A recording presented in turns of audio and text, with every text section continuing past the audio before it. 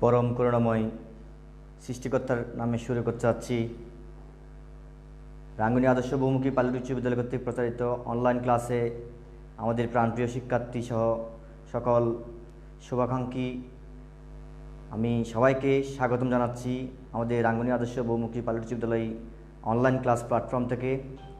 আমি আমার শিক্ষার্থীবৃন্দকে প্রথমে দুঃখ প্রকাশ করছি, আজকে একটু যান্ত্রিক ত্রুটির কারণে আমরা যথাসময়ে ক্লাসের কার্যক্রম শুরু করতে পারি নাই। তো এখন আমি তোমাদেরকে জানাতে চাই, গতবারের মতো আমরা রসায়নের ক্লাস আজকে পরিচালনা করব। তো গত সপ্তাহে আমরা একটা ক্লাস পরিচালনা করেছিলাম নবম দশম শ্রেণী এবং এসএসসি ভোকেশনাল রসায়ন বিষয়ের তৃতীয় অধ্যায় থেকে, অর্থাৎ পদার্থের গঠন অধ্যায় থেকে। আমরা গত ক্লাসে ইলেকট্রন বিন্যাস নিয়ে ক্লাস করেছিলাম। আমার যতটুকু মনে আছে, একজন শিক্ষার্থী আমাকে একটা প্রশ্ন করেছিল, অর্থাৎ সে জানতে চেয়েছিল কিভাবে ইলেকট্রন উচ্চ কক্ষপথ থেকে নিম্ন কক্ষপথে যায়। আমি সেই শিক্ষার্থীকে সাদরে ধন্যবাদ জানাচ্ছি, সাথে সাথে সবাইকে সেই প্রশ্নের উত্তরটি জানার জন্য আমি আহ্বান জানাচ্ছি। বিষয়টা হচ্ছে, যখন কোনো পরমাণুকে তাপ প্রদান করা হয়, পরমাণুটি তখন তাপ শোষণ করে। তাপ শোষণ করার কারণে পরমাণু ইলেকট্রনসমূহ উত্তপ্ত হয়ে ইলেকট্রনসমূহ বিশেষ করে তাপ শোষণ করে, তখন ইলেকট্রনসমূহ নিম্ন কক্ষপথ থেকে উচ্চ কক্ষপথে চলে যায়। আর সেক্ষেত্রে অনুজ্জ্বল বিকিরণ সৃষ্টি হয়। আবার ইলেকট্রনের সহজাত ধর্ম হচ্ছে ইলেকট্রন সবসময় নিম্ন কক্ষপথে থাকার প্রবণতা দেখায়। যেহেতু তাপ প্রদান করা হয়েছে, তখন ইলেকট্রনটি বিশেষ করে উচ্চ কক্ষপথ থেকে নিম্ন কক্ষপথে, বিশেষ করে নিম্ন কক্ষপথ থেকে উচ্চ কক্ষপথে চলে গেছে।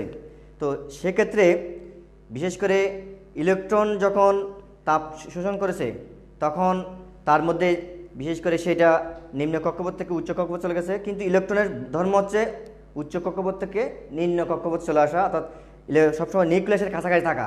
তো যখনই ইলেকট্রন আবার তাপ প্রদান বন্ধ করা হবে, তাপ প্রদান করার কারণে কিন্তু উচ্চ কক্ষপথ থেকে নিম্ন কক্ষপথ চলে আসছে, কিন্তু যখন তাপ প্রদান বন্ধ করা হবে, তখন আবার কী হবে, ইলেকট্রনগুলো নিম্ন কক্ষপথ থেকে উচ্চ কক্ষপথ থেকে নিম্ন কক্ষপথ চলে আসবে, উচ্চ কক্ষপথ থেকে নিম্ন কক্ষপথ চলে আসবে। তখন কিন্তু তাপের কী করে, বিশেষ করে বিকিরণ করে। অর্থাৎ ইলেকট্রন উচ্চ কক্ষপথ থেকে নিম্ন কক্ষপথে চলে আসার সময় গৃহীত তাপ কী করে, বিকিরণ করে। সেই বিকিরিত তাপের কারণে তখন কি হয়, বিশেষ করে উজ্জ্বল বর্ণালী সৃষ্টি হয়। অর্থাৎ সে বর্ণালীটা আমরা কেমনে দেখব, সে বর্ণালীটি যদি আমরা বিশেষ করে নিউটনের রিংয়ের মতো, যে এর মতো আমি বলি, তোমার রংধনু দেখেছো, রংধনু দেখার মতো সূর্যের আলোর 7টি রঙের সমষ্টি, সেটি যখন বৃষ্টির ফোঁটার মধ্যে পড়লে সূর্যের বিপরীত আকাশে রংধনু সৃষ্টি করে, ঠিক অনুরূপ এই বর্ণালীটা, অর্থাৎ ইলেকট্রন উচ্চ কক্ষপথ থেকে নিম্ন কক্ষপথে আসার সময় তাপের বিকিরণের ফলে যে উজ্জ্বল বর্ণালী সৃষ্টি হয়, সেটি যদি একটি বর্ণালীর একটি পর্দার মধ্যে ফেলানো হয়, তখন সেটা বিশ্লিষ্ট হয়ে রংধনুর মতো 7টি রঙে বিশ্লিষ্ট হবে। এটি হলো ইলেকট্রন উচ্চ কক্ষপথ থেকে নিম্ন কক্ষপথ আসার কারণ। আরেকটা কারণ হচ্ছে যে তোমার ওই কথাটাই, যে উত্তপ্ত করার কারণে সে তাপ শোষণ করেছে, তাপ শোষণ করার কারণে তার ইলেকট্রনের অবস্থান কী হবে, পরিবর্তন হবে, অর্থাৎ উচ্চ কক্ষপথ থেকে নিম্ন কক্ষপথে চলে আসবে। তো যাই হোক, এখন তোমরা আজকে তোমাদের জন্য আমি নির্বাচিত করেছি একই অধ্যায়ের বিষয়, সেটা হচ্ছে কি, আইসোটোপ। আমি এখন তোমাদেরকে একটু আহ্বান জানাবো আজকের বিষয়ের দিকে একটু মনোযোগ রাখার জন্য। আজকের বিষয়টা কিন্তু গতদিন যেমন ইলেকট্রন বিন্যাসটা একটা খুব একটি গুরুত্বপূর্ণ বিষয় ছিল, আজকেও কিন্তু তোমার জন্য একটি গুরুত্বপূর্ণ বিষয় আমি বেছে নিয়েছি, সেটা হচ্ছে আইসোটোপ। আসলে আইসোটোপ কি, আজকে আমাদের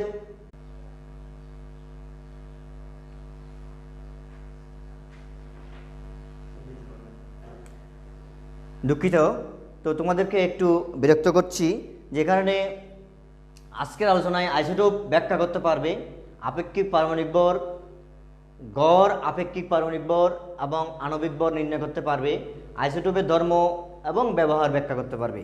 তো সেখানে আইসোটোপ ব্যাখ্যা করতে পারবে। আইসোটোপ কি আসলে আমি তোমাদেরকে বলতে চাই, আইসোটোপ হচ্ছে,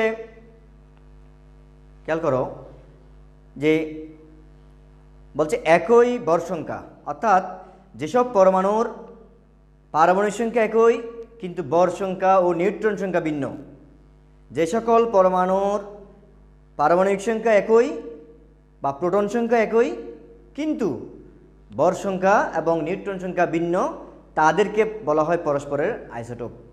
আমি আবার বলছি, তোমরা খাতায় একটু লিখে নিতে পারো, যে সকল পরমাণুর পারমাণবিক সংখ্যা বা প্রোটন সংখ্যা একই কিন্তু বর সংখ্যা এবং নিউট্রন সংখ্যা ভিন্ন, তাদেরকে বলা হয় পরস্পরের আইসোটোপ। আমি আরেকটু ভিন্নভাবে বলছি, একই মৌলের ভিন্ন বরের পরমাণুকেও পরস্পরের আইসোটোপ বলা হবে। একই মৌলের ভিন্ন বরের পরমাণুসমূহকে পরস্পরের আইসোটোপ বলা হয়। তাই আমি তোমাকে দুইভাবে কিন্তু তোমাদেরকে আমি সংজ্ঞাটা দিয়েছি। প্রথম সংজ্ঞাটা ছিল একই পারমাণবিক সংখ্যা অর্থাৎ একই প্রোটন সংখ্যা কিন্তু ভিন্ন বর সংখ্যা এবং ভিন্ন নিউট্রন সংখ্যা বিশিষ্ট পরমাণুসমূহকে পরস্পরের আইসোটোপ বলা হয়। পরবর্তী আমি একটা সংজ্ঞা বলেছি, একই মৌলের ভিন্ন বরের পরমাণুকে পরস্পরের আইসোটোপ বলা হয়। দুইভাবে আমি আইসোটোপের সংখ্যাটা দিয়েছি, তোমাদের বইতেও কিন্তু আইসোটোপের সংখ্যাটা দেওয়া আছে, তোমরা একটু ভালোভাবে এটা দেখবে। আমি যেটা বলছি সেটা লিখতে পারবে তোমরা, কিন্তু সহজ ভাষায় আমি বলছি তোমাদেরকে। আরেকটা বিষয় বলি, এখন প্রশ্ন হচ্ছে এই আইসোটোপ কেন সৃষ্টি হয়? আইসোটোপ সৃষ্টি হচ্ছে, একটু খেয়াল করো, আমি কিছুক্ষণ আগে বলছি যে একই পারমাণবিক সংখ্যা কিন্তু ভিন্ন বর সংখ্যা ও নিউট্রন সংখ্যা বিশিষ্ট পরমাণুকে পরস্পরের আইসোটোপ। একটু খেয়াল করে দেখো, এই যে আমাদের বিভিন্ন পরমাণুর মধ্যে তোমার প্রোটন সংখ্যা একই হলো, বর সংখ্যা এবং নিউট্রন সংখ্যা ভিন্ন। তো যখন আমরা জানি কি, একটা সূত্র জানা আছে তোমাদের, সূত্রটা খেয়াল করো, তোমরা জানো পারমাণবিক ভর সংখ্যা যেটা বলা হয়, ভর সংখ্যা সমান, আমি সূত্রটা একটু লিখছি, ভর সংখ্যা সমান প্রোটন সংখ্যা যোগ নিউট্রন সংখ্যা। এই সূত্রটা কোথায় পড়ছিলাম মনে আছে? এটা হচ্ছে যে তোমরা ক্লাস 8-এর বইতে পড়েছিলা।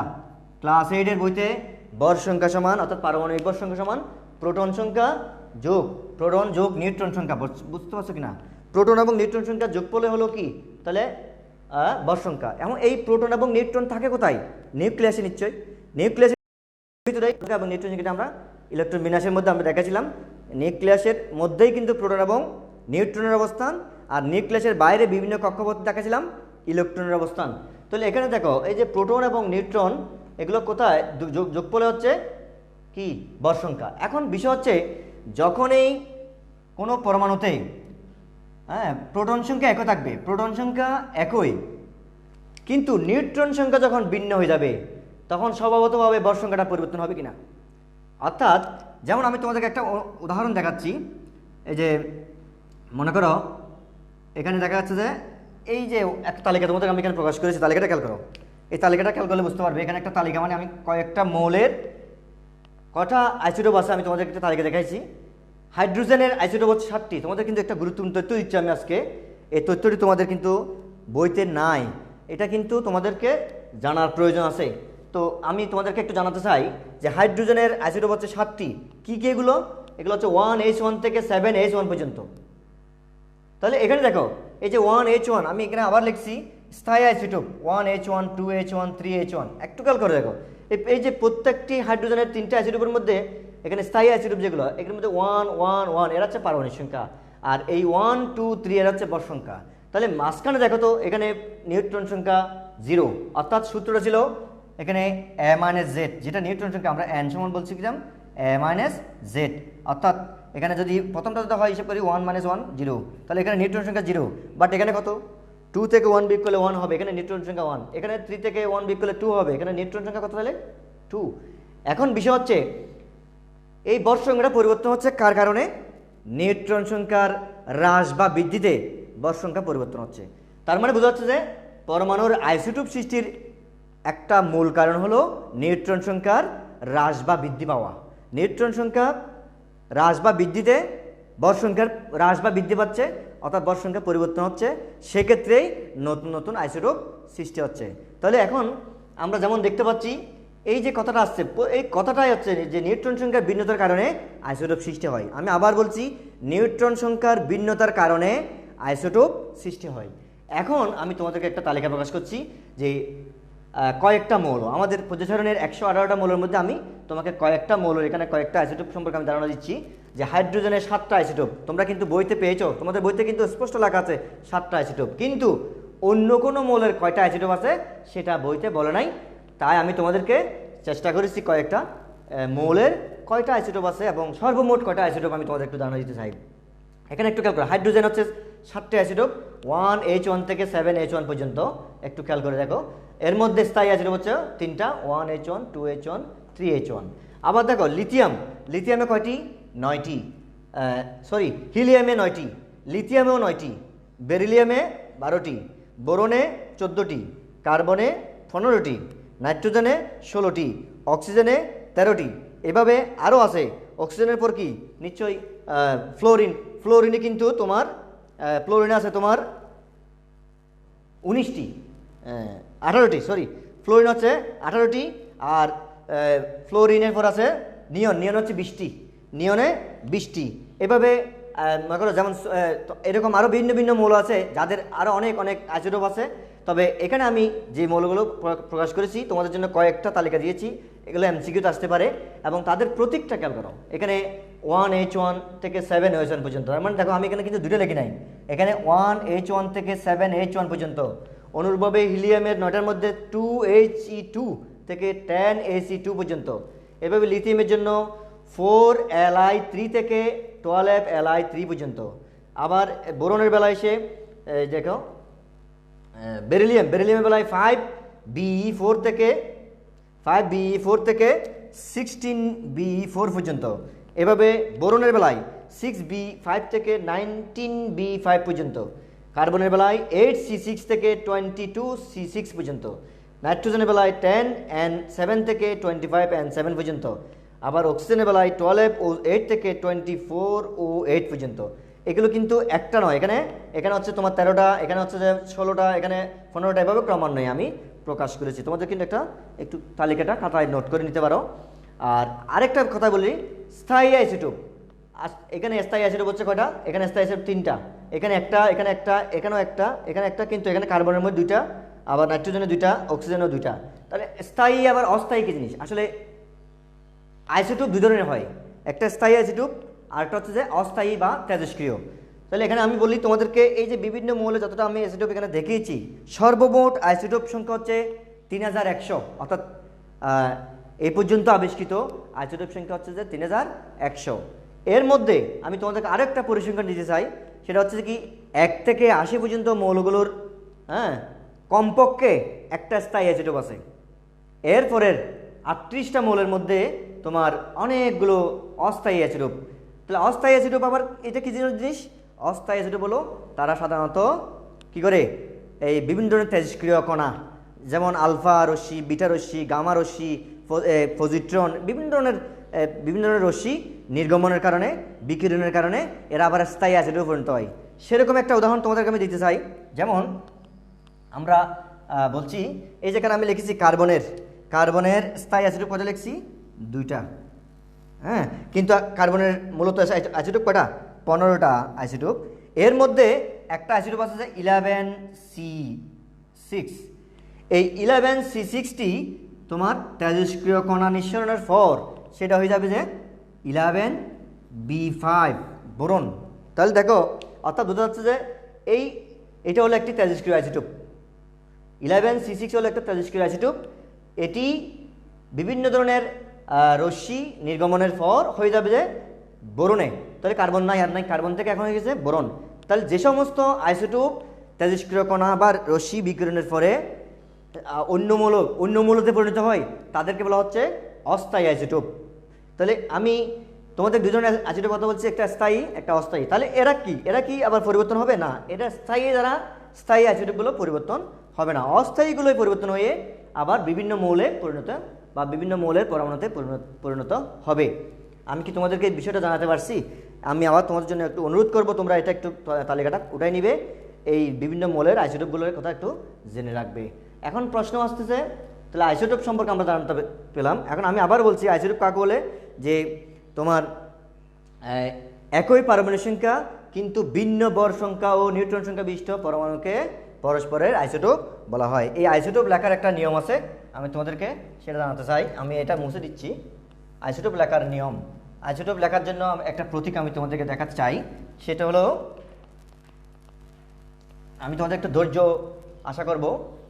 গতদিন আমরা যে ক্লাসটা করেছিলাম সেটা অবশ্যই তোমার গুরুত্বপূর্ণ ক্লাস ছিল। তোমরা এই যে এ জেড ই, এখানে এ জেড ই মানে এটাকে আসলে একটা এ হলো বর সংখ্যা, এ দ্বারা কি বোঝাচ্ছে বর সংখ্যা, আর জেড দ্বারা হচ্ছে পারমাণবিক সংখ্যা, পারমাণবিক সংখ্যা।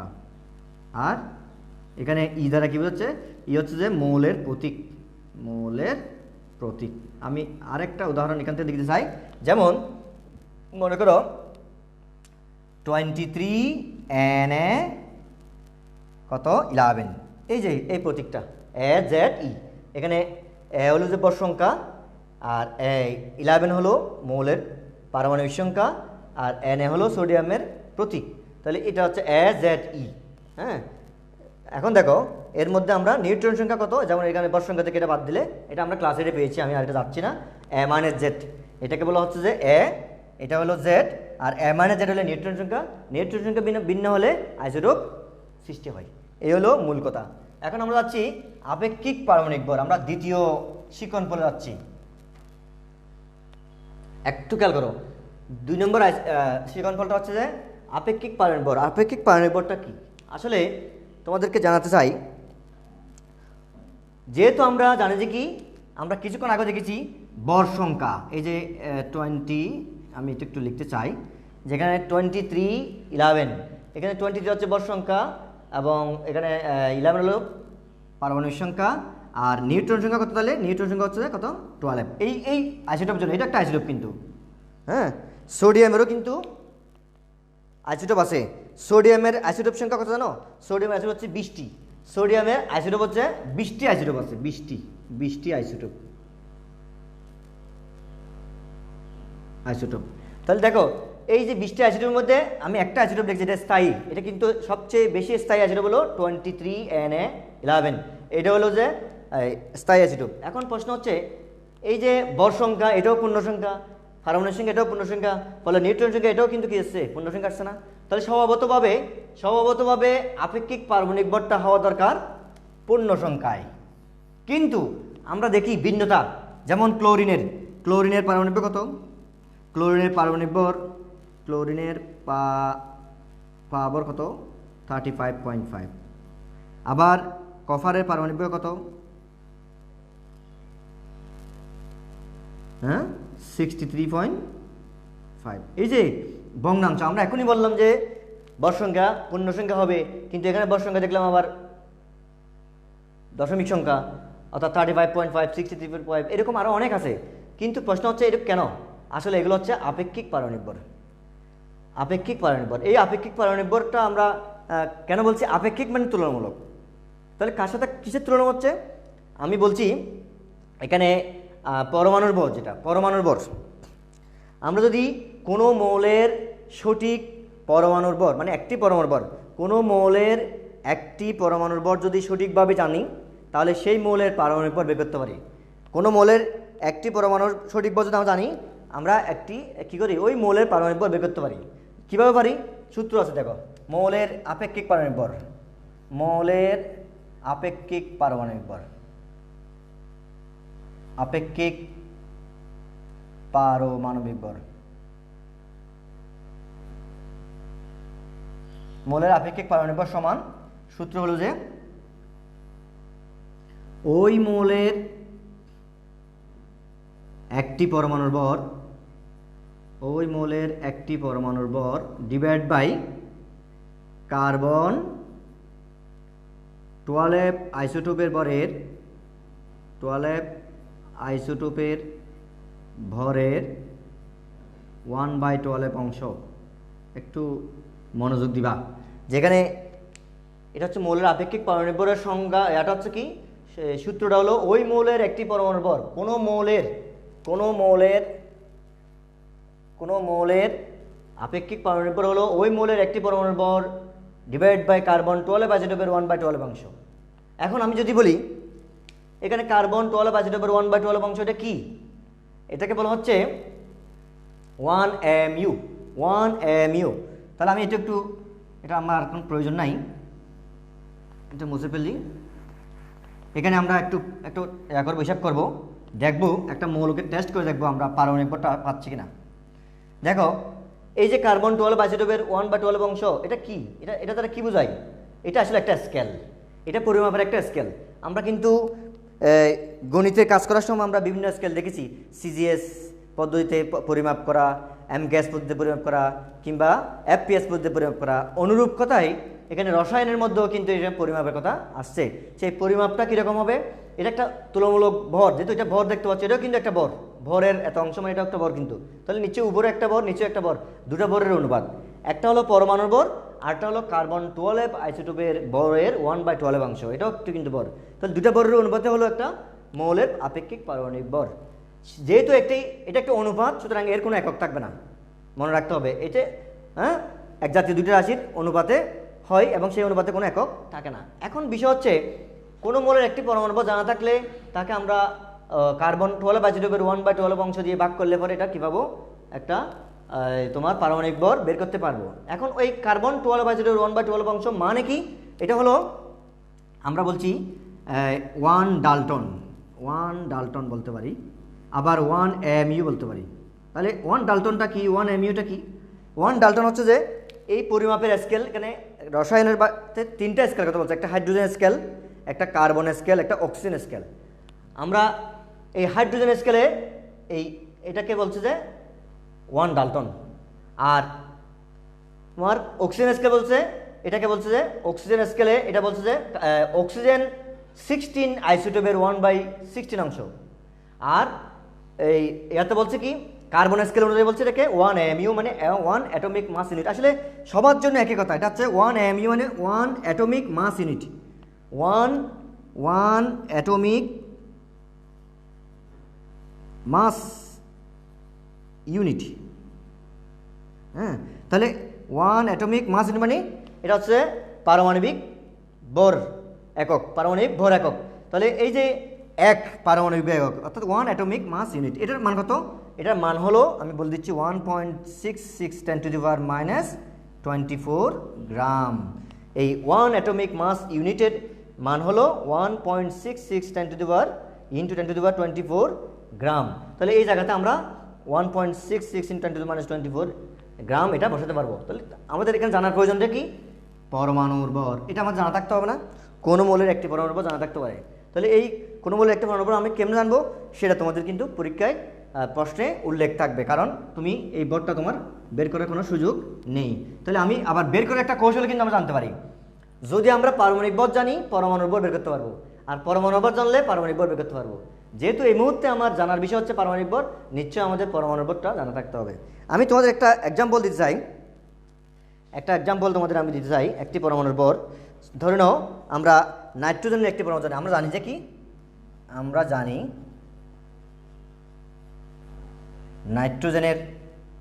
নাইট্রোজেনের একটি পরমাণু, নাইট্রোজেন না, ওই যে সোডিয়াম বের করেছিলাম না, সোডিয়ামের একটি পরমাণু, সোডিয়ামের একটি পরমাণুর ভর, একটি পরমাণুর ভর সমান হচ্ছে কত? 3.82 × 10⁻⁻23 গ্রাম। আর আমরা জানি যে কি, 1 AMU সমান কি জানি? 1 AMU সমান জানি যে 1.66 10⁻⁻24 গ্রাম। একটু তাহলে আমরা এখানে এখন বের করব। সুতরাং সোডিয়ামের আপেক্ষিক পারমাণবিক ভর সমান কি আসবে? ওই যে সূত্র অনুযায়ী ওই মৌল মানে সোডিয়ামের একটি পরমাণুর ভর কত?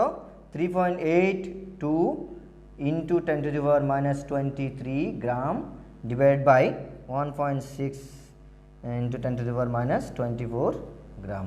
তাহলে কত আসবে? এখানে আমরা একটু ক্যালকুলেটর ইউজ করতে পারি। ক্যালকুলেটর আছে তোমাদের, নিশ্চয়ই তোমাদের ক্যালকুলেটর ব্যবহার করার সুযোগ থাকবে। আমি এই মুহূর্তে আমি এটা আমার থেকে ইউজ করতেছি। কত পাই দেখো, 3.82 × 10⁻⁻23 সকল পরমাণুর ভর কিন্তু এই এককটা হবে। এই যে বিশেষ করে ক্ষুদ্র অংশ যেটা 10⁻⁻23 এটা কিন্তু হয়ে থাকে। এটাকে আমরা ভাগ করবো কত দিয়া, ভাগ এখানে একটু ব্র্যাকেট দিবা, যেহেতু ক্যালকুলেটর দিয়ে করলে এখানে একটা ব্র্যাকেট দিবা, ব্র্যাকেট না দিলে কিন্তু অনেক সময় সঠিক মান প্রদর্শন করে না। ইন্টু 10⁻24 আমি ব্র্যাকেট করলাম। দেখো এখানে আসছে কত, আমার কাছে রেজাল্ট এসেছে যে 23.01 সামথিং, 23.01 সামথিং, 23.012 সামথিং মনে করো। আমি এটাকে অ্যাপ্রক্সিমেটলি 23 লিখতে পারি। তাহলে আমাদের কিন্তু তোমাদের যে পজিশনারি চার্ট আছে সেই পজিশনারিতে তোমরা অবশ্যই দেখে থাকবে যে সোডিয়ামের পারমাণবিক ভর লেখা আছে 23। তাহলে এই 23টা আমরা কোত্থেকে পেলাম? ওই যে পরমাণু ভর জানা থাকলে এটা পেয়ে যায়। এখন প্রশ্ন হচ্ছে পরমাণু ভর আসলে এত ক্ষুদ্র ভরটাকে আমরা কিন্তু এমনি জেনারেলি কোনো পদ্ধতিতে বের করা এত সহজ ব্যাপার নয়। তো সেজন্য কী করা হচ্ছে, এই ক্ষুদ্রটা এটা বের করার জন্য, এই পারমাণবিক ভরটা বের করার জন্য আমাদেরকে এই পদ্ধতির সাহায্য নিতে হয়ে থাকে। এই যে এই পদ্ধতিটা আমাদের নিশ্চয়ই এই পারমাণবিক ভরটা আমাদের জানা থাকতে হবে। অথবা আরেকটা প্রসেস বলে দিই, যদি তোমাকে পারমাণবিক ভর বলে দেয় তাহলে পরমাণু ভরটা কীভাবে হবে, পরমাণু ভরটা এখানে আর গুণ করলে হয়ে যাবে। খেয়াল করো, এই যে এই পারমাণবিক ভর ইন্টু এত, তাহলে পরমাণু ভর সমান কোনো মৌলের একটি পরমাণু ভর সমান হবে যে ওই মৌলের পারমাণবিক ভর ইন্টু কার্বন 12/1/12 কোনো মৌলের একটি পরমাণু ভর সমান ওই পরমাণুর ওই মৌলের আপেক্ষিক পারমাণবিক ভর ইন্টু কার্বন 12 আইসোটোপের 1/12। এটা হচ্ছে যে পরমাণু ভর বের করার কৌশল। তো আমাদের যেহেতু পজিশনে আমাদের কাছে জানা আছে, আমরা পারমাণবিক ভরটা জানি, আমাদের অনেক সময় পরমাণু ভর নির্ণয় করার প্রসেস আসতে পারে বা প্রশ্ন করতে পারে যে, যেমন মনে করো কার্বনের একটি পরমাণু ভর কত। তো তুমি তো জানো যে কার্বনের আইসোটোপটা যদি বলতে, কার্বনের আইসোটোপের নিশ্চয়ই ভরটা থাকবে, মনে করো 12 আছে, 11 আছে, 13 আছে, 14 আছে, যাই আছে, আমরা সেই ভরটা এখানে ইউজ করতে পারবো। ওকে, তাহলে এখন বিষয় হচ্ছে যে কি, আমাদেরকে পরমাণু ভর বললো এই সূত্র, পারমাণবিক ভর বললো এই সূত্র। পরমাণু ভর বললে পারমাণবিক ভরকে কার্বন 12 আইসোটোপের 1/12 অর্থাৎ 1 mu এই মান দিয়ে গুণ করতে হবে। আর যদি পরমাণু ভর বের করতে বলে তাহলে এটাকে কি করতে হবে, এই পরমাণু ভরকে 1 mu দিয়ে ভাগ করলে পারমাণবিক ভর, আর পারমাণবিক ভরকে 1 mu দিয়ে গুণ করলে পরমাণুর ভর। এই হলো মূল কথা। যাই হোক, এখন আমরা কিভাবে আপেক্ষিক পারমাণবিক ভর বের করতে হয় আমরা জানি গেলাম। আমরা এখন যাব আপেক্ষিক পারমাণবিক ভর, অর্থাৎ গড় যেটা বলছে গড় আপেক্ষিক পারমাণবিক ভর। গড় আপেক্ষিক পারমাণবিক ভরটা কীভাবে পাই আমরা এটা একটু দেখবো। দেখো আমি এটা মুছে ফেলতেছি। গড় আপেক্ষিক পারমাণবিক ভরটা কীরকম, এটা হচ্ছে যে, যেমন আমরা কার্বনের দুটো স্থায়ী অ্যাসিডোপ পেয়েছিলাম, কার্বনের দুটো স্থায়ী অ্যাসিডোপ পেয়েছিলাম যে কি, কার্বনের দুইটি স্থায়ী আইসোটোপ, এক হলো যে 12F6 আর একটা হলো 313C6। আমরা তো মনে করি যে যদি প্রকৃতিতে আমরা এটা পাই যে কি, কার্বনের দুটি স্থায়ী আইসোটোপ এত এত এর শতকরা পরিমাণ 75% ও 25% হলে গড় আপেক্ষিক পারমাণবিক ভর নির্ণয় করো। এটা হচ্ছে আমাদের প্রশ্ন। এখন আমি যদি বলি, এটা কিন্তু আমাদের দ্বিতীয় কাজটা, যে কার্বনের দুইটা স্থায়ী অ্যাসিডোপ যদি এত এত হয় এবং তাদের শতকরা পরিমাণ দেওয়া আছে, আমি আবার বলে রাখছি এটা 75% কেন লিখছি, এটা 25% কেন লিখছি। এই যে দুইটা স্থায়ী অ্যাসিডোপের মধ্যে সবচেয়ে বেশি পরিমাণে পাওয়া যায় কার্বন 12 আইসোটোপ, এই জন্য এটাকে 75 দেখানো হয়েছে। তো তোমাদের প্রশ্নে কিন্তু ভিন্ন রকম মানও আসতে পারে। তা আমি এটা একটু হিসাব করবো কী করে, আমাদের কাছে একটা সূত্র আছে। সূত্রটা হলো যে কি, এই অ্যামোলের আমরা একটু লিখে দিই। আমরা জানি অ্যামোলের গড় আপেক্ষিক পারমাণবিক ভর সমান সূত্র হচ্ছে যে P into M plus Q into N divide by 100। আমি এটা তোমাদের বই থেকে উদ্ধৃতি দিয়েছি। আসলে এখানে কি, অ্যামোলের দুটো আইসোটোপ, হ্যাঁ, একটা হলো একটার মানে প্রথমটার পারমাণবিক ভর হচ্ছে পি, শতকরা পরিমাণ এম। দ্বিতীয়টির পারমাণবিক ভর হলো কিউ, শতকরা পরিমাণ হলো এন। আর টোটাল যোগ করলে কত হয়? যোগফল হচ্ছে 100। তাহলে এই সূত্র দিয়ে আমরা কার্বনের দুটো বের করতে পারি না? কার্বনের আপেক্ষিক পারমাণবিক ভর, সুতরাং কার্বন যার প্রতীক সি এর গড় আপেক্ষিক পারমাণবিক ভর সমান, দেখো পি হচ্ছে কত? 12 ইঞ্চু কী হবে? শতকরা পরিমাণ কত? 75 প্লাস কিউ হচ্ছে কত? 13 ইন্টু শতকরা পরিমাণ কত? 25 ডিভাইড বাই টোটালে কত? 100। তাহলে আমরা একটু হিসাব করে দেখি কত হয়। তোমরা তো ক্লাস 9-10-এর শিক্ষার্থী হিসেবে তোমাদের অনেক ধারণা থাকার কথা, এগুলো এই করো একটু, যে 12 গুণন 75 যোগ 13 গুণন 25 আসলে কত? 1225। অর্থাৎ এখানে আসলো 1225 ডিভাইড বাই 100। তাহলে রেজাল্টটা কত আসবে? 12.25। অ্যাপ্রক্সিমেটলি আমরা এটাকে লিখবো যে 12। আমাদের কার্বনের কিন্তু পারমাণবিক আপেক্ষিক পারমাণবিক ভরটা কত? 12। আমরা এখানে দশমিকের মানে 5-এর উপরে গেলে 12.50-এর উপরে গেলে কিন্তু আমরা পরবর্তী ধরবো, আর 50-এর আগে হলে আগেটা ধরবো। তাহলে এখানে এটা কত পেলাম আমরা? এই যে তার বোঝা হচ্ছে যে এই দুটার মধ্যে গড় আপেক্ষিক পারমাণবিক ভর হতো 12। এই জন্য আমরা শতকরা পরিমাণ মানে এরকম যদি কার্বন কত বলতে পারে, নাইট্রোজেন বলতে পারে, হাইড্রোজেন একটা বলতে পারে, হ্যাঁ ক্লোরিনটা বলতে পারে। তোমাদের বলতে ক্লোরিনটা দেখাচ্ছে। অনুরূপভাবে তোমরা অন্যান্য মৌলের যদি এরকম শতকরা পরিমাণ দেওয়া থাকে, তোমরা এই পদ্ধতিতে কি করতে পারো? গড় আপেক্ষিক পারমাণবিক ভরটা নির্ণয় করতে পারো। আশা করি তোমরা জিনিসটা বুঝতে পেরেছো। এখন আমাদের আরেকটা কার্যক্রম আছে, সেটা হচ্ছে আণবিক ভর নির্ণয় করতে পারবে। যেহেতু আমরা মৌলের পারমাণবিক ভর জানি, তোমরা একটু উঠাই নাও। আমি তোমাদের একটু ধৈর্যের সাথে জিনিসগুলো একটু বুঝে নিতে আহ্বান জানাচ্ছি, কারণ এগুলো তোমাদের জন্য একটি রসায়নের, এগুলো হচ্ছে গাণিতিক অংশ, হ্যাঁ জানার বিষয়। এখন দেখো আণবিক ভর বের করবো। আণবিক ভরটা একদম সোজা, তোমরা এগুলো পারো। তোমরা ক্লাস 8-এ হয়তো এই জিনিসটা পাও নাই, ক্লাস 9-এর জন্য এটা নতুন বিষয়। তো তোমরা এটা উঠাই নাও, আমি এটা একটু মুছে ফেলবো এখন, কারণ আমার এই জিনিসগুলো আমি আবার বলছি। পি হলো কোনো মৌলের যতটা অ্যাসিড বলবে ও প্রত্যেকটি অ্যাসিডের নিজ পারমাণবিক ভর, আর তাকে গুণ করতে হবে দিয়ে, তাকে গুণ করতে হবে যে ওই মৌলের প্রকৃতিতে প্রাপ্ত শতকরা পরিমাণ, এবং তার সঙ্গে যুক্ত হবে এভাবে পর্যায়ক্রমে প্রতিটি মৌলের পারমাণবিক ভরের সঙ্গে তার শতকরা পরিমাণ যতটা থাকে প্রত্যেকটা যোগ করে টোটালি হবে 100, সেদিন 100 দিয়ে ভাগ করতে হবে। হ্যাঁ এইভাবে তাদের প্রত্যেকটা মৌলেরই যতটা অ্যাসিড থাকবে প্রত্যেকটা অ্যাসিডেরই গড় করে আমরা গড় আপেক্ষিক পারমাণবিক ভরটা পেয়ে যাই। এখন দেখো আমরা একটা যৌগের আণবিক ভর বের করতে চাই। যৌগের আণবিক ভর যেমন মনে করো নাইট্রিক অ্যাসিড HNO3, এর আণবিক ভরটা কীভাবে পাবো? আণবিক ভর নির্ণয় করো, কীভাবে করবো বলো? এই যে আমরা পদ্ধতি পেয়েছি, এখানে আমরা হাইড্রোজেনের পারমাণবিক ভর জানি, জানা আছে H-এর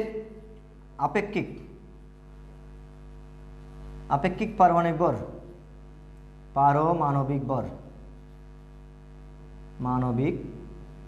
কত?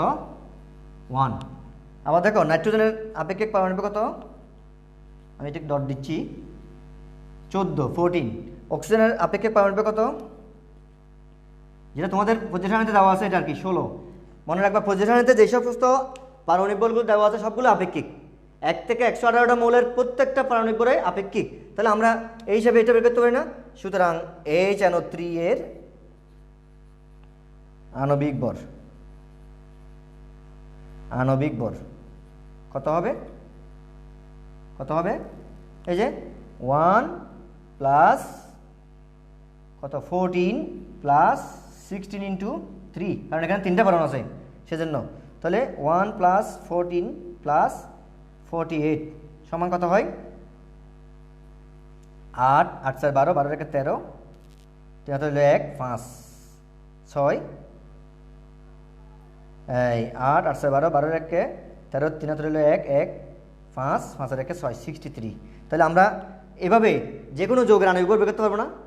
হ্যাঁ, আসলে আণবিক ভরও একটি তুলনামূলক রাশি, এই জন্য আণবিক ভরেরও কোনো একক নাই। পারমাণবিক ভরও যেমন একক নাই, আণবিক ভরও একক নাই। পারমাণবিক ভরও একটি অনুর্বর জানা থাকলে, কোনো যৌগের একটি অনুর্বর জানা থাকলে, ওই কিছুক্ষণ আগে যে সূত্র দিয়েছিলাম, কোনো যৌগের একটি অনুর্বর ডিভাইডেড বাই কার্বন 12 আইসোটোপের ভরের 1/12 অর্থাৎ 1 mu দিয়ে ভাগ করলে ওইখান থেকেও কিন্তু ওই যৌগের বা মৌলের আণবিক ভরও পেয়ে যাবে ওই একই সূত্র দিয়ে। হ্যাঁ, যাই হোক, আমরা এখন যাচ্ছি, এটা একটু তোমাদের দেখে নাও। তোমরা এভাবে একই পদ্ধতিতে চেষ্টা করবা যে H2SO4 K2Cr2 O7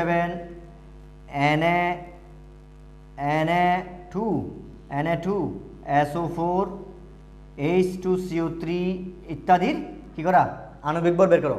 এগুলো একটু চেষ্টা করবা, এদের আণবিক ভর বের করবা, তোমরা এদের আণবিক ভর নির্ণয় করো। এখন আমরা যাচ্ছি আইসোটোপের ধর্ম এবং আইসোটোপের ব্যবহার সম্পর্কে আলোচনায়। আমাদের সর্বশেষ প্রায় ধাপ চলে আসছে। আমরা আইসোটোপের ধর্মটা কি? আসলে আইসোটোপের ধর্ম কি? আইসোটোপ দুটো ধর্ম আছে, আমি একটু লিখতেছি। আইসোটোপের ধর্ম, আইসোটোপের ধর্ম এক হচ্ছে কি, আইসোটোপ, এগুলো আমরা কিছুক্ষণ আগে একটু আলোচনা করছি। আইসোটোপ সাধারণত বলছে কি অস্থায়ী হয়, সাধারণত অস্থায়ী হয়, অস্থায়ী হয়। দুই, আইসোটোপ সমূহ কি হয়? আইসোটোপ তেজস্ক্রিয়, তেজস্ক্রিয় তেজস্ক্রিয় রশ্মি বিকিরণ করে, বিকিরণ করে। একটু খেয়াল করো তাহলে, এখানে এইটাই মূলত ধর্ম। আইসোটোপের অস্থায়ী বলতে বুঝেছিলাম আমি ওই যে কিছুক্ষণ আগে একটা বলছিলাম যে কার্বন 11 আইসোটোপ, মানে 11C এটি কি করে রশ্মি বিকিরণের পরে 11Bতে পরিণত ছিল। এটা হলো অস্থায়ী ধর্মের অনুরূপ কথা। এখানে আরও অনেক মৌল আছে তোমার যেগুলো অস্থায়ী হয় এবং সেগুলো থেকে ওই তেজস্ক্রিয় রশ্মি বিকিরণের মাধ্যমে আবার স্থায়ী আইসোটোপে বা স্থায়ী পরমাণুতে পরিণত হয়। অনুরূপভাবে আইসোটোপ তেজস্ক্রিয় রশ্মি বিকিরণ করে, অর্থাৎ তেজস্ক্রিয় রশ্মিসমূহ আলফা, বিটা, গামা রশ্মি নির্গমন করে। এখন এই দুটো ধর্মের আমাদের ব্যবহার আছে, দুটো ধর্মের ব্যবহার অস্থায়ী স্থায়ী, মানে এগুলো দিয়ে সাধারণত বলছে কি এই কার্বনের বা এই ধরনের মৌলগুলোর বা আইসোটোপ সমূহ ব্যবহার করে আমাদের অনেক উপকার হয় আবার অপকার হয়। আমি আগে উপকারগুলো একটু আলোচনা করতে চাই। উপকার হচ্ছে যে যেমন আমরা আইসোটোপের ব্যবহার, এটা হচ্ছে আইসোটোপ ব্যবহার। আইসোটোপ ব্যবহার কি কি? আইসোটোপ কোন কোন কাজে ব্যবহার হয়? আইসোটোপ সাধারণত আমি কয়েকটা ব্যবহার তোমাদের একটু দেখাচ্ছি। যেমন ব্যবহার, ব্যবহার হচ্ছে রোগ নির্ণয়ে, রোগ নির্ণয়ে, রোগ নিরাময়ে। তারপর হচ্ছে কোথায়? রোগ নির্ণয়ে, রোগ নিরাময়ে। এরপর হচ্ছে যে কৃষিক্ষেত্রে, কৃষিক্ষেত্রে আইসোটোপ ব্যবহার। এরপর হচ্ছে যে অর্থাৎ এটা বলতেছে রোগ নির্ণয়, রোগ মানে এটা হচ্ছে যে মূলত চিকিৎসা ক্ষেত্রে আর কি, চিকিৎসা ক্ষেত্রে, চিকিৎসা ক্ষেত্রে, কৃষিক্ষেত্রে। তারপর হচ্ছে যে কি শিল্পক্ষেত্রে আইসোটোপ ব্যবহার আছে। তারপর কোথায় আছে? তারপর হচ্ছে যে খাদ্য সংরক্ষণে, খাদ্য সংরক্ষণে।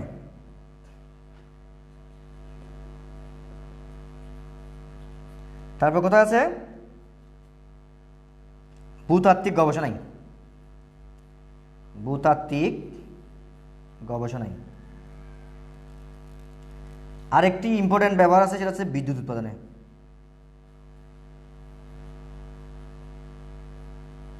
তাহলে আমি একটু জানতে চাই রোগ নির্ণয়ে কী কী আইসোটোপ ব্যবহার হয়? রোগ নির্ণয়ে আইসোটোপের ব্যবহার, চিকিৎসা ক্ষেত্রে রোগ নির্ণয়ে, রোগ নিরাময়ে। রোগ নির্ণয় হচ্ছে যেমন আমরা টেকনেশিয়াম 99Tc, হ্যাঁ 60CO, হ্যাঁ এভাবে এভাবে 11C, হ্যাঁ, এরকম আরও অনেক আছে, যেমন 60 CU, না 60 না 64 CU। এই আইসোটোপগুলো কিন্তু এক একটা রোগ নির্ণয় ব্যবহৃত হয়। যেমন এটা আমাদের শরীরের রক্তনালী, সূক্ষ্ম রক্তনালী কোথাও ফাটল হলে, হ্যাঁ, সেইটা শনাক্ত করার জন্য এটা ব্যবহৃত হয়। অর্থাৎ এটা মূলত কাজ করে কী করে, আমাদের শরীরে প্রথমে ইঞ্জেকশনের মাধ্যমে টেকনেশিয়াম ইঞ্জেকশন ফুস করে দেওয়া হয়। তো দেখা যায় কি সেক্ষেত্রে এটা আমাদের শরীরে স্থায়ী হয়ে এখানে উজ্জ্বল আলো সৃষ্টি করে এবং যেখানে সূক্ষ্ম ফাটল সৃষ্টি হয় এটাকে স্পষ্ট করে, আর বাইরে থেকে সেরকম একটি তেজস্ক্রিয় ক্যামেরার মাধ্যমে এটাকে ফাটলটা শনাক্ত করা হয় এবং তার চিকিৎসার ব্যবস্থা করা হয়। অনুরূপভাবে এই যে তোমার রোগ নিরাময়ও আছে। রোগ নিরাময়ের জন্য যেমন আমরা 131I আয়োডিন, 125I, এগুলো হচ্ছে যে এই যে থাইরয়েড চিকিৎসা, আমাদের অনেকের বিশেষ করে গলায়, হ্যাঁ, থাইরয়েড গ্রন্থির কারণে অনেক সময় গলায় বিভিন্ন ধরনের ক্যান্সারের বিভিন্ন উৎপাদক হতে পারে, সেগুলোর রোগ নিরাময়ের জন্য সরাসরি আমরা ঔষধ হিসাবে 131 এবং 125 আয়োডিনের বিভিন্ন ওষুধ সেবন করা হয়। আবার দেখো আরেকটা সুন্দর একটা কথা বলি যে 32P, এটা হচ্ছে যে ফসফরাসের একটা আইসোটোপ। এই ফসফরাস আইসোটোপটি রক্তের লিউকেমিয়া রোগের চিকিৎসা, অর্থাৎ আমাদের ব্লাড ক্যান্সার বলি না, রক্তের লিউকেমিয়া রোগের চিকিৎসায় কিন্তু 32P ফসফরাসটা ব্যবহৃত হয়। অনুরূপভাবে আরও অনেক আইসোটোপ আছে, তোমরা একটু বইপত্র যদি টাচ করো তোমাদের মধ্যে এরকম আরও বেশি ব্যাখ্যা পাবে। আমি বলছি কৃষিক্ষেত্রে আইসোটোপ, কৃষিক্ষেত্রে কিন্তু এই 32 আইসোটোপটা ব্যবহৃত হয়। 32 আইসোটোপটা কৃষিক্ষেত্রে ব্যবহৃত হয়। কী কী ক্ষেত্রে ব্যবহৃত হয়? সাধারণত নতুন জাতের উদ্ভাবনের জন্য কৃষিক্ষেত্রে ব্যবহৃত হয়। আবার কৃষিক্ষেত্রে পতঙ্গ নিবারণে, পতঙ্গ মানে অনেক সময় অনেক পোকামাকড় আছে উদ্ভিদের মানে ফসল নষ্ট করে, সেই ফসলটা যদি আমরা শনাক্ত করতে, বিশেষ করে রোগটা যদি শনাক্ত করতে পারি, আমরা যদি এই বিভিন্ন রকমের আইসোটোপ আছে, যদি আইসোটোপ আমরা ব্যবহার করি, বিশেষ করে এই ফসফরাস আইসোটোপটাই এখানে পতঙ্গ নিবারণেও ব্যবহৃত হয়ে থাকে। আর একটা কথা বলি, এখানে সাধারণত তোমার নাইট্রোজেন এবং ফসফরাস, হ্যাঁ, এই আইসোটোপগুলো, তেজস্ক্রিয় আইসোটোপগুলো যদি আমরা ব্যবহার করি উদ্ভিদের চাহিদা অনুপাতে, মানে কী পরিমাণ চাহিদা আছে উদ্ভিদের, কী পরিমাণ এই ধরনের সারের প্রয়োজন আছে, সেটাও এই 32 আইসোটোপ দিয়ে আমরা বের করতে পারি। তোমরা একটা যন্ত্র দেখেছো ক্লাস 8 বইতে, গাইগার মোলার কাউন্টার, এটা একটি অনেকটা ক্যামেরার মতো বিষয়। ওইগুলো দিয়ে আমরা এই উদ্ভিদের ক্ষেত্রে তাদের বিশেষ করে তোমার কি কি সারের প্রয়োজন, কত ভাগ প্রয়োজন, সেটা শনাক্ত করা যায়। এবং দেখো শিল্পক্ষেত্রে বিশেষ করে চামড়া সংরক্ষণে বিভিন্ন আইসোটোপ ব্যবহার করা হয়ে থাকে। চামড়া সংরক্ষণ, পোশাক শিল্প সংরক্ষণ বা আরও বিভিন্ন ধরনের অনেক যন্ত্রপাতি আছে যেগুলোকে সংরক্ষণ করার জন্য। আবার চিকিৎসা বিজ্ঞানের আরেকটা কথা বলি, এখানে বিশেষ করে তেজস্ক্রিয় আইসোটোপের ফ্ল্যাশ লাইট ব্যবহার করে তোমার কি মেডিকেল ইনস্ট্রুমেন্ট, যেমন ইঞ্জেকশনের সিরিঞ্জ, আবার বিভিন্ন ধরনের তোমার না ওই যে সিজার, হ্যাঁ, অপারেশন থিয়েটারে ব্যবহৃত এমন ইনস্ট্রুমেন্ট, এগুলোকে কী করা হয়, জীবাণুমুক্ত করা হয়। আবার খাদ্যদ্রব্য সংরক্ষণে সেটাও কিন্তু অনেকটা তেজস্ক্রিয় আইসোটোপের ব্যবহার। তেজস্ক্রিয় আইসোটোপ ব্যবহার করে খাদ্যদ্রব্যকে ফ্ল্যাশ লাইট মারলে সেখানে ব্যাকটেরিয়া সহ অন্য কোনো জীবাণু আর আসতে পারে না। যেমন আমাদের বাজারে দেখো না, এখন অনেক সময় দেখা যায় যে আপেল, কমলা, এগুলো তো ফরমালিনের পানিতে ডুবাই ফেলে বলে এগুলো আর ফসে না। অনুরূপ এরকম তেজস্ক্রিয় আইসোটোপের ফ্ল্যাশ লাইট ব্যবহার করলে খাদ্যদ্রব্য কখনও কী হবে না, ব্যাকটেরিয়া আক্রমণ করবে না, ফলে ফসবেও না। ভূতাত্ত্বিক গবেষণার একটা আমি তোমাদেরকে বলি, 14C এই কার্বনের এই আইসোটোপটি কিন্তু মাটির বিভিন্ন বিশেষ করে ফসিল মানে বহু বছরের পুরনো জীবাশ্মর বয়স নির্ধারণের জন্য এই 14C কার্বন আইসোটোপটি ব্যবহার করা হয়। আর সবচেয়ে বেশি গুরুত্বপূর্ণ ব্যবহার হচ্ছে যে বিদ্যুৎ উৎপাদনে, যেমন ইউরেনিয়াম, যেটাকে আমরা 235, ইউরেনিয়াম 92, হ্যাঁ, এরকম আরও আছে রেডিয়াম, হ্যাঁ, তারপর থোরিয়াম, TS, হ্যাঁ, সব এরকম আরও অনেক রকমের আছে। বিশেষ করে 82 এর পরে এগুলো সবগুলো তেজস্ক্রিয় পরমাণু, এবং এই তেজস্ক্রিয় পরমাণু থেকে বিভিন্ন ধরনের তেজস্ক্রিয় কণা নিঃসরণ হয়। তবে এই কাজটা যদি সুনিয়ন্ত্রিতভাবে করা যায় তাহলে আমাদের অনেক উপকার হবে, অন্যতে আমাদের তোমার বিপজ্জনক ঘটনা, অর্থাৎ একেবারে জায়গা যে জনবসতি সহ মানে জনপদ বিনষ্ট হওয়ার সম্ভাবনা থাকে। তো সেরকম আমরা চিন্তা না করে আমরা সঠিক ব্যবহার করব, ভালো ব্যবহার করব, সুব্যবহার করব, এটাই আমরা প্রত্যয় রাখি। এবং সেখানে দেখা যাচ্ছে আমাদের বাংলাদেশ সরকারও বর্তমানে পাবনা রূপপুরে একটি পারমাণবিক বিদ্যুৎ কেন্দ্র স্থাপন করতে যাচ্ছে, যেটার থেকে প্রায় 2400 মেগাওয়াট বিদ্যুৎ উৎপাদন করার প্রয়াস রাখে। যদি এটা উৎপাদন হয় আমাদের বিদ্যুতের চাহিদা অনেকটা কমে যাবে। তো এরকম আরও অনেক বিদেশে কিন্তু অলরেডি ব্যবহার আছে, তবে এটার ক্ষতিকর ব্যবহার আছে। ক্ষতিকর ব্যবহার হচ্ছে যেমন 1939 সালে দ্বিতীয় বিশ্বযুদ্ধে তোমার হিরোশিমা এবং নাগাসাকিতে তোমার অটোহানের ওটোহান ফিশন কর্তৃক আবিষ্কৃত এই হাইড্রোজেন বোমা ব্যবহারের কারণে সেখানে অনেক জনগণ নষ্ট হয়েছিল, মারা গিয়েছিল। এখনও পর্যন্ত তারা সেই কেসারতটা বহন করে যাচ্ছে। অনুরূপভাবে তোমার রাশিয়ার চেরনোবিলতেও তোমার দেখা যায় 1984 সালে একটি পারমাণবিক বিস্ফোরণ ঘটে, সেখানে অনেক জানমালের ক্ষতি হয়েছিল। তো আমরা ক্ষতিটা চিন্তা না করে আমরা যদি সুব্যবহারটা চিন্তা করি, আমরা ভালো ব্যবহারটা চিন্তা করি, তাহলে এখান থেকে আমরা বিদ্যুৎ উৎপাদন সহ আর বিভিন্ন ধরনের শক্তির ব্যবহার করতে পারবো। বিজ্ঞান কখনো কখনো অভিশাপ হতে পারে না, বিজ্ঞান সর্বদা আশীর্বাদ। বিজ্ঞানের ব্যবহার যদি হয় অপকাজে, খারাপ কাজে, তাহলে সেটা হয় অভিশাপ। সেটার জন্য বিজ্ঞান দায়ী নয়, সেটার জন্য আমরা মানুষরা দায়ী, আমরা ব্যবহারকারীরা দায়ী। তো আমি আর কথা বাড়াচ্ছি না, আজকে আমরা আইসোটোপ সম্পর্কে ব্যাখ্যা করেছি। আইসোটোপ, আমি আবার বলছি একটু সর্বশেষ কথা, যে একই পারমাণবিক সংখ্যা কিন্তু ভিন্ন ভর সংখ্যা ও ভিন্ন নিউট্রন সংখ্যা বিশিষ্ট পরমাণুকে পরস্পরের আইসোটোপ বলা হয়। এবং আপেক্ষিক পারমাণবিক ভর নিয়ে আলোচনা করেছি, এবং গড় আপেক্ষিক ভর নিয়ে আলোচনা করেছি, আণবিক ভর বের করার চেষ্টা করেছি। আইসোটোপের ধর্ম, এই দুটো ধর্ম একটা অস্থায়ী, সাধারণত অস্থায়ী হয়। এগুলো তো অস্থায়ী থেকে বিভিন্ন তেজস্ক্রিয় রশ্মি বা বিকিরণের মাধ্যমে স্থায়ী আইসোটোপে পরিণত হয়, এবং সেগুলো আমাদের ব্যবহার উপযোগী হয়। তেজস্ক্রিয় রশ্মিগুলো বিকিরণ, বিশেষ করে আলফা, এখানে তেজস্ক্রিয় রশ্মি বলতে বোঝাচ্ছে আলফা, বিটা, গামা সহ আরও বিভিন্ন ধরনের রশ্মি আছে, সেগুলো নিঃসরণের পরে সেগুলো স্থায়ী আইসোটোপে, স্থায়ী পরমাণুতে পরিণত হয়। এবং পাশাপাশি এটা রশ্মিগুলো ব্যবহার করে, তেজস্ক্রিয় রশ্মি ব্যবহার করে আমরা চিকিৎসা ক্ষেত্রে, তারপরে কৃষিক্ষেত্রে, শিল্পক্ষেত্রে, খাদ্য সংরক্ষণে, ভূতাত্ত্বিক গবেষণায়, বিদ্যুৎ উৎপাদনে ব্যবহার করতে পারি। আমি তোমাদের আরেকটা নতুন ধারণা দিতে পারি, সেটা হচ্ছে যে আইসোটোপ যখন আমরা জানছি, সেটা হচ্ছে যে আইসোটোপের পরে আরেকটা থাকে আইসোবার। আইসোবারটা হচ্ছে জানো, যখন আমরা বর সংখ্যা একই হবে, হচ্ছে যেমন মনে করো সাপোজ 39 AR 18 এবং 39 K 19। এই দেখো, এই দুইটা মৌলের ভিন্ন মৌলের পরমাণু, বাট তাদের বর সংখ্যাটা একই। তাহলে যদি একই বর সংখ্যা কিন্তু ভিন্ন পারমাণবিক সংখ্যা বিশিষ্ট হয়, তখন তাদেরকে বলা হবে পরস্পরের আইসোবার। হ্যাঁ, আইসোবার হচ্ছে কি, দুটি ভিন্ন মৌলের একই বর সংখ্যা হলে তখন তাদেরকে পরস্পরের আইসোবার বলা হয়। আরেকটা আছে আইসোটোন, যখন একই নিউট্রন সংখ্যা হয়।